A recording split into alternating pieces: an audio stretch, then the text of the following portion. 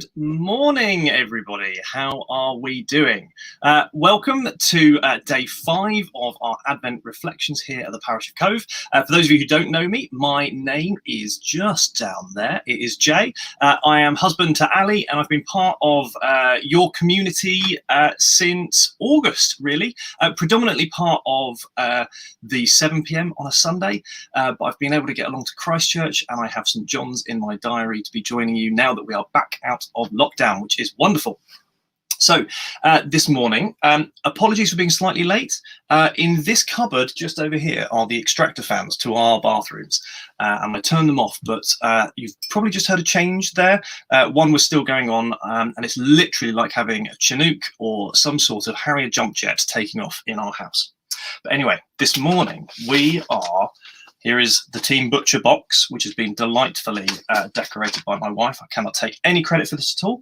And in it is my work phone. Now, for those of you, and I will say this is turned off. It's very helpful. I've also got my phone number on the back there just so that I can remember it, and some in case of emergency numbers on it. And for me, this phone really, and certainly this year, this has been my life. It's been my life. For those of you who don't know, I work in policing.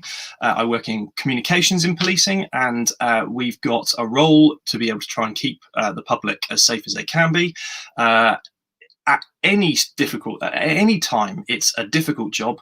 And this year, obviously, with all of the pandemic and the new laws and regulations that have been coming in, it's been really hard as well. And my phone is turned off this weekend, and that is a bit of a breakthrough for me. I've been doing it a little while, but mostly that phone is on.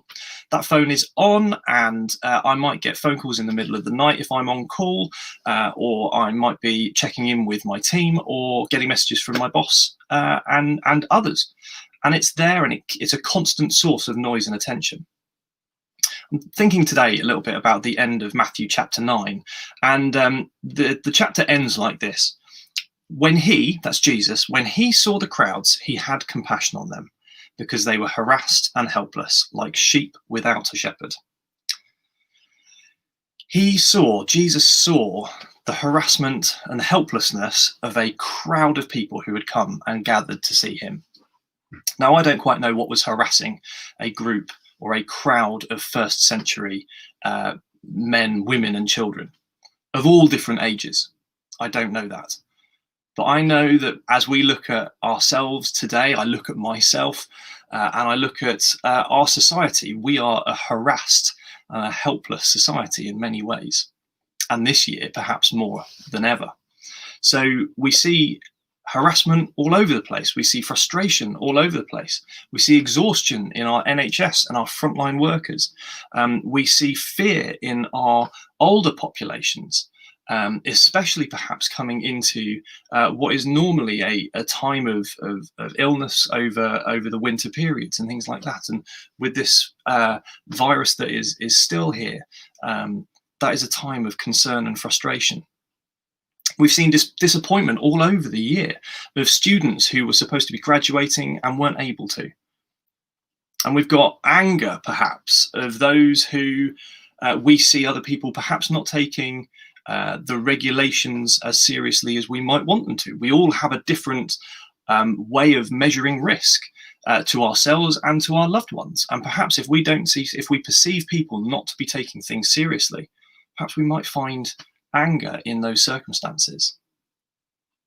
And equally, loneliness and isolation is really hard. And we've just come out, this is the first weekend coming out of another lockdown, and still there are restrictions in terms of the numbers of people we can see and the places that we can go.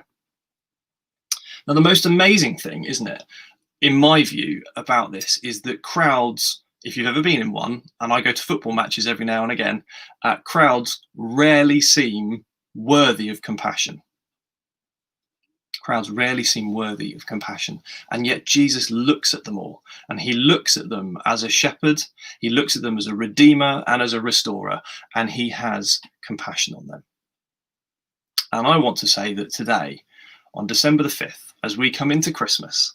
A time where perhaps we all have schedules to be able to try and get Christmas presents bought and wrapped by. We want to make sure that we've ordered a turkey, even if it's a smaller one this year, because we don't know how many people we're going to see. Although we know we've got some more people, but perhaps we might have it's going to look differently.